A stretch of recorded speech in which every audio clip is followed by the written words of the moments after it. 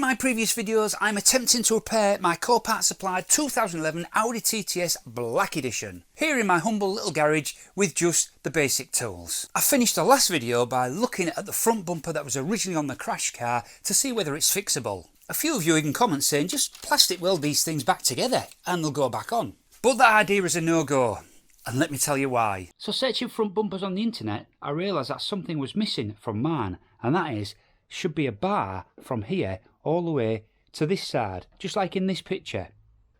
So that now makes this bumper irreparable, and I might as well just throw it in the bin. But not until I've taken some of the parts that I'm going to need off it. So as you saw at the beginning, it looks like I bought something new for this car, and I have. But before I reveal that, the part for my headlight mounting bracket has come in from Audi. So let's get this installed on the car.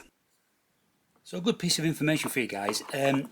This part here I bought direct from Audi, because when I went on to eBay and checked the prices of just this piece of plastic, they were coming up at, well, the cheapest was about $18.99, and that was for a crash damaged one off a vehicle.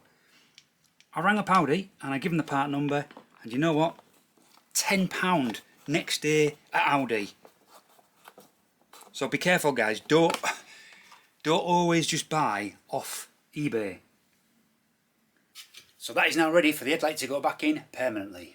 So let's unwrap these goodies and let me show you what I've bought.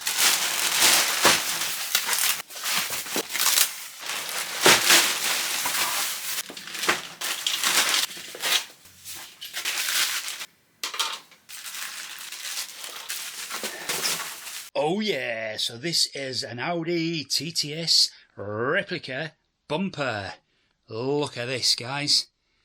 This is absolutely beautiful. So I've gone down this route with a replica bumper because every bumper I looked at on eBay had some sort of damage, and I know after buying this bonnet and this wing that even if they say perfect, it's not. It's always got some damage on it. So this is brand new, so there shouldn't be any damage, and if there is, I can get a replacement back from the manufacturer. For those of you who've watched my channel, you may remember that I did this on my Audi S5 and it looked awesome after it was completed.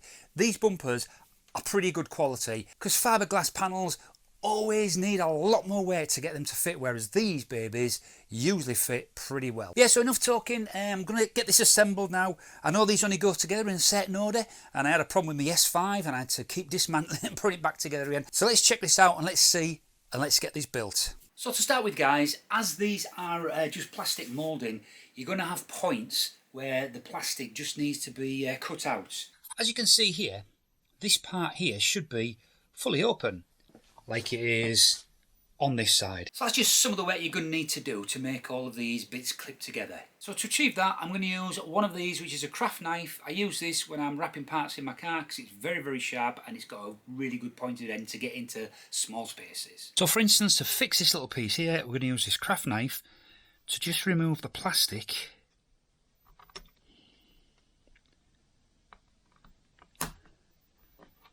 Like so. I've just got to go do that now for every other hole that I find. Right, so I spent about an hour just cutting out all the holes and all the bits that needed trimming, and yeah, it's looking good, and I've only cut myself once. And that's good for me when I'm using a sharp object. So next stage is let's start fitting the other parts to this bumper. So the next piece to go on is this splitter. Let's see how she goes on. And hopefully this should just clip into place. Whew, right, I've managed to get this piece on, this silver piece here, but my word, that was tough. I've had to just shave a little bit of the plastic around the front just to get it to fit right, but it's still not 100%, but it's clipped on now, so we can carry on and get the next pieces on. So the next job is let's get these grills in place. Well, they went in easier than expected, so they're just nicely clicked in both sides. So now we just need to get this splitter that goes underneath that silver bit. We'll get that in place next. And now it's time for the biggie, and that's the big grill in the middle.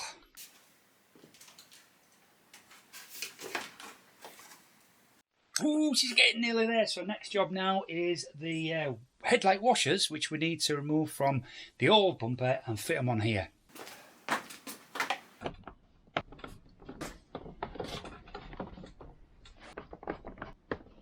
Oh, look at that. She's looking superb.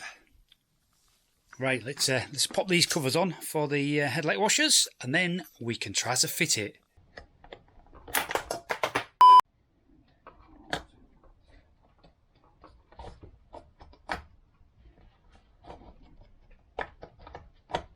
Time now to fit it on the car. Right, here we go then, the first trial fit of the bumper.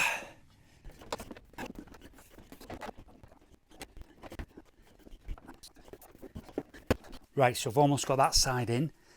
So now it's this. This is a pain. There's all sorts of pins and locating things you need to get in line. And to get them all in line at the same time is a pain.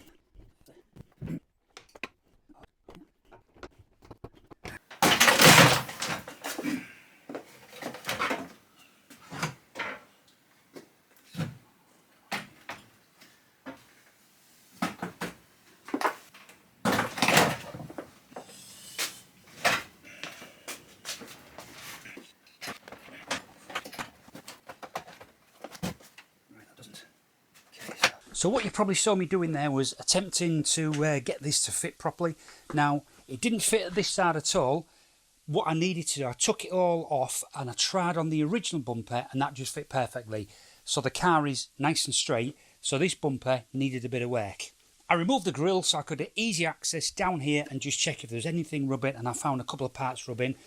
Yeah, so I had to do some slight modifications. This is to be expected when you buy non-OEM parts. I had to cut off this bit here to allow the bottom just to go in a bit, which made the bottom of this bit go nicely towards the wing. I do the same at this side, and I also had to take just a little bit off this bit here, this guide bar here. But now she does fit nicely, so now it's time to reassemble the front grille back on this bumper and let's get it fitted. So now, as we have deleted the fog lights, then in the kit comes these fog light delete units. So these will stop getting any errors on the dashboard. So we just need to plug these into the fog light connector. And then we just need to secure this out the way somewhere. So I'm deciding I'm going to put it on the frame rails just under here, because there will get some weather coming through here. So I want it behind this sort of frame rail header, and that should protect it. So using a bit of isopropyl alcohol, we'll just clean up that area. Then using a bit of this double-sided sticky tape. Then a nice little tie wrap just to get the wiring out of the way. And let's do the other side.